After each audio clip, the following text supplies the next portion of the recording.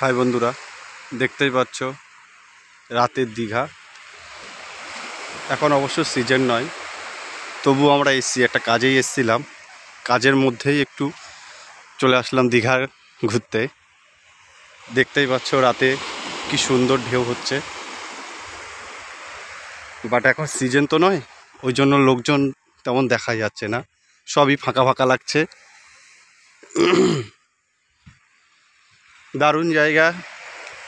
এখন তো এখানে ঠান্ডা বলতে কিছুই নেই।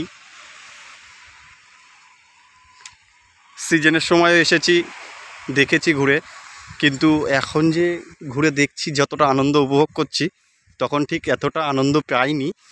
কারণ হচ্ছে তখন এত ভিড় ছিল, ঠিক মানে সমস্ত জায়গাগুলো ঘুরে দেখবো বা সমস্ত জায়গাগুলো অনুভব করব হয়নি তেমন।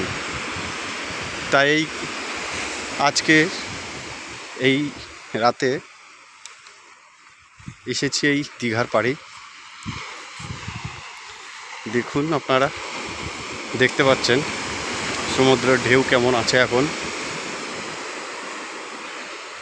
ঢেউ সমপরিমাণই হয়ে চলেছে, কিন্তু লোকজনের তেমন কোনো দেখা নেই, খুবই কম, খুবই কম, মানে নেই বললেই চলে।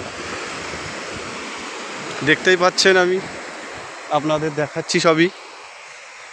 আমি নিউ দীঘা থেকে আমি এই ঢেউ সাগর পর্যন্ত সাগরের পাড় দিয়েই হাঁটতে হাঁটতে এসেছিলাম, আবার ফের সাগরের পাড় দিয়েই হাঁটতে হাঁটতে নিউ দীঘার দিকে যাচ্ছি। কিন্তু দেখতেই পাচ্ছ তোমরা, কোনো লোকজনের তেমন দেখা নেই, পুরো ফাঁকা।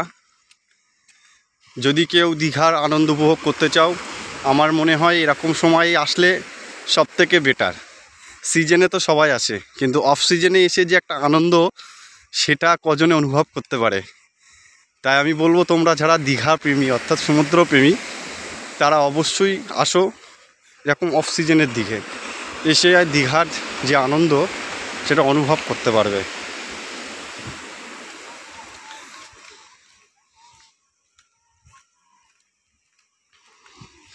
গুটি কতক মানুষ দেখতে পাচ্ছি আমি, খুবই কম, খুবই কম। এখন বাজে কত হবে, 9টা বাজে। আমি এখানে ঢুকেছি 7:30 8টার দিকে, তখন থেকে এখানে যা দেখছি লোকজনের কোনো দেখাই নেই। এত কম লোক ভাবতেই পারিনি।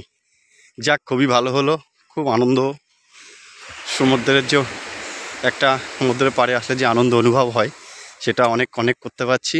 কারণ এর আগে যখন এসেছি প্রচুর প্রচুর লোক ছিল, ততটা আনন্দ উপভোগ করতে পারিনি। এখন দারুণ লাগছে।